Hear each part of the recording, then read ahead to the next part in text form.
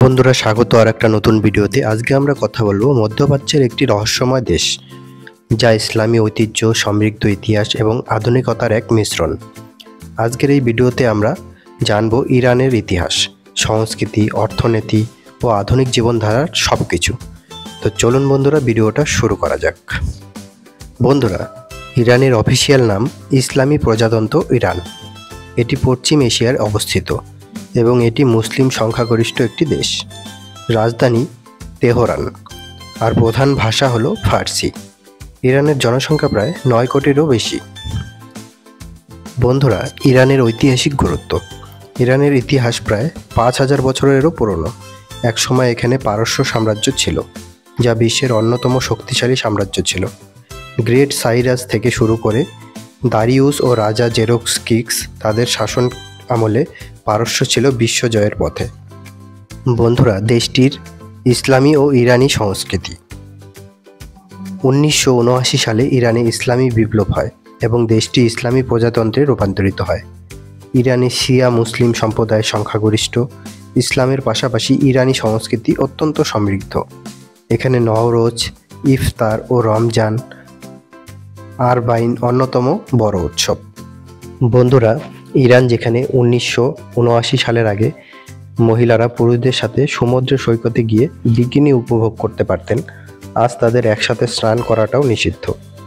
হিজাবের কারণে মাহসা আমিনের মৃত্যুর পর বিকিনি পরিহিত ইরানি মহিলাদের অনেক ছবি সোশ্যাল মিডিয়ায় শেয়ার করা হচ্ছে। হিজাব না পরার কারণে পুলিশের বর্বরতার শিকার হওয়া ইরানের 22 বছর বয়সী এক ছাত্র মাহসা আমিনের মৃত্যু ইসলামী দেশে বিক্ষোভের বন্যা বইয়ে দিয়েছে। ইরানে হিজাব না পরার নিয়ম খুব কঠোর। হিজাব পরতে ব্যর্থ হলে মৃত্যুদণ্ড পর্যন্ত দেওয়া হয়। আসুন আমরা আপনাকে বলি এই হিজাবের কি নিয়ম রয়েছে ইরানে। বন্ধুরা, হিজাব পরা ইসলামের একটি মৌলিক অধিকার। বিশ্বের অনেক মুসলিম দেশে এই নিয়ম কঠোরভাবে প্রয়োগ করা হয়। একই সময়ে অনেক মুসলিম দেশ এখনও আধুনিকরণের দিকে এগিয়ে চলেছে এবং বাধ্যতামূলক হিজাব পরা বাতিল করেছে। কিন্তু কিছু দেশে এই নিয়ম আরও কঠোর হচ্ছে, যেমন ইরান। ইরানে একটি নতুন আইন পাস করা হয়েছে। এটি লক্ষ লক্ষ মহিলাদের জন্য অনেক সমস্যার কারণ হতে পারে। ইরানে যে মহিলারা হিজাব পরবেন না তাদের কঠোর শাস্তি দেওয়া হবে। এতে মৃত্যুদণ্ডের বিধানও রয়েছে। তো আসুন বন্ধুরা দেখি এই নিয়মগুলো কি। 1979 সালের ইসলামী বিপ্লবের পর ইরানে নারীদের জনসমক্ষে হিজাব পরা বাধ্যতামূলক ছিল। এরপরে 2022 সালে হিজাব আইন নিয়ে দেশ জুড়ে অনেক প্রতিবাদ হয়েছিল। এখন এই বিক্ষোভের অবসান ঘটাতে ইরান সরকার একটি নতুন আইন প্রয়োগ করেছে। যে আইন অনুযায়ী জনসাধারণের নৈতিকতা লঙ্ঘনের জন্য হিজাব না পরলে 15 বছরের জেল অথবা মৃত্যুদণ্ড পর্যন্ত হতে পারে। বন্ধুরা, ইরানের অর্থনীতি। বিশ্বে ইরান অন্যতম বড় তেল ও গ্যাস রপ্তানিকরণ দেশ। তবে পশ্চিমা নিষেধাজ্ঞার কারণে অর্থনৈতিক চ্যালেঞ্জের মুখোমুখি হতে হয়েছে দেশটিকে। এর পাশাপাশি ইরান আণবিক শক্তি এবং স্বাধীন প্রযুক্তিগত উন্নয়নের কাজ করছে। বন্ধুরা, দেশটির পর্যটন স্থানের কথা বলা হচ্ছে।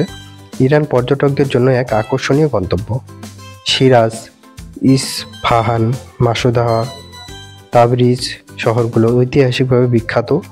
পার্সেপোলিয়াসের ধ্বংসাবশেষ, গুলিস্তান প্রাসাদ, ইমাম মসজিদের সৌন্দর্য দেখলে যে কেউ মুগ্ধ হবে।